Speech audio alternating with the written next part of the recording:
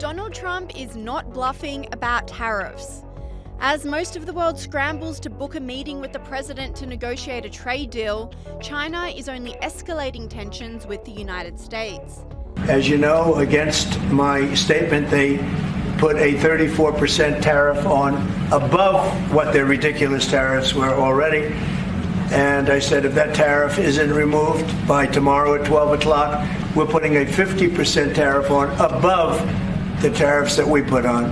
So they've gone for years. They've become a rich country because of people, again, that were in the White House that allowed this to happen. And true to his word, Donald Trump slapped a further tariff on China in a bid to level out the playing field.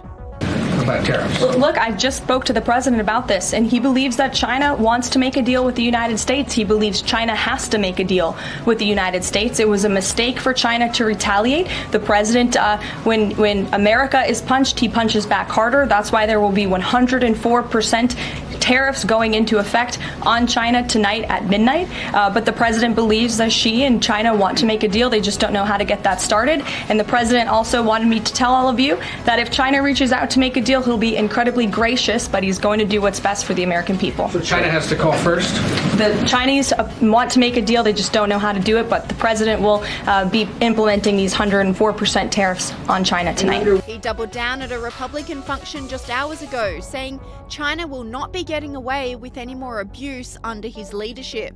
What other presidents allow China to get away with is absolutely criminal, but I'm not like the other presidents, and it's not going to happen under President Trump. It's just not going to happen. After all of the abuses they've perpetrated, China's attempting to impose additional unjustified tariffs.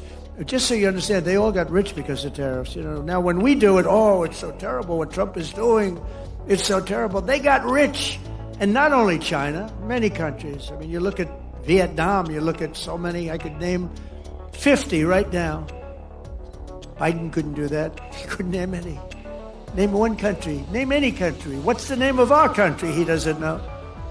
That's why additional tariffs on Chinese goods are in place effective midnight tonight at 104%. Until they make a deal with us, that's what it's going to be. I think they'll make a deal at some point. China will. They want to make a deal. They really do. They want to make a deal. They just don't know how to get it started because they're proud people. China will now pay a big number to our treasury. This is all taxes. And don't let them keep telling you that this is a tax on our people. I hate that. They say it's a tax. No. Often, much of it is paid. And hey, look what happened during my first term. We had no inflation. And in response to the mammoth tariff, China hit back with a very bizarre boycott. Chinese media are reporting that they will ban American films, which elicited a hilarious response from American commentators. This person said, "China is banning Hollywood films as a result of the tariffs. If only I cared. Hollywood is morally bankrupt and will soon be financially bankrupt. Couldn't happen to a better group of people." But some are taking the move more seriously, noting the substantial revenue that flows into Hollywood from China. This commentator said, "Recent data shows Hollywood films generated more box office revenue in China than in the US, highlighting their significant profitability in the market." This commentator agreed, saying China to ban Hollywood films in retaliation for Trump tariffs, $500 million in US box office at risk. And whilst the Democrats are criticizing the Trump administration for their courageous tariffs, it seems as though they do actually agree with him. Resurfaced footage of Chuck Schumer passionately advocating for a 27.5% tariff on China in 2005 sounds remarkably similar to the point Trump has been making. It says to the Chinese, enough already.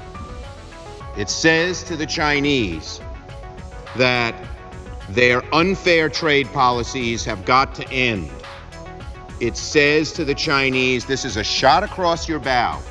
Reform, because if you don't, there are going to be dramatic consequences throughout the world, in our country, and in your country as well.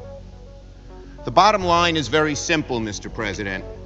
the Chinese have enjoyed a huge trade surplus with the United States, as this chart shows. Every year, it gets larger and larger and larger. And if we go further back, Nancy Pelosi echoed the same criticism against China in 1996. How far does China have to go? How much more repression? How big a trade deficit and loss of jobs for the American worker?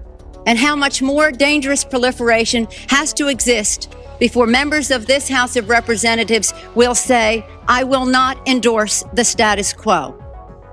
As I mentioned, it's about jobs, proliferation, and human rights. And there are those who say we shouldn't link human rights and trade and proliferation and trade. I disagree. But if we just want to take up this issue on the basis of economics alone, indeed, China should not receive most favored nation status. And in 2012, Barack Obama took a similar hardline stance against China. We had a tire case in which they were flooding us with cheap domestic tires or cheap Chinese tires. And we put a stop to it. And as a consequence, saved jobs throughout America. I have to say that Governor Romney criticized me for being too tough in that tire case. Said this wouldn't be good for American workers and that it would be protectionist. But I tell you, those workers don't feel that way. But of course, when Trump does it, the Democrats lose their minds. But this newfound hatred of tariffs from the left stands in stark opposition to what Democrats were saying in the past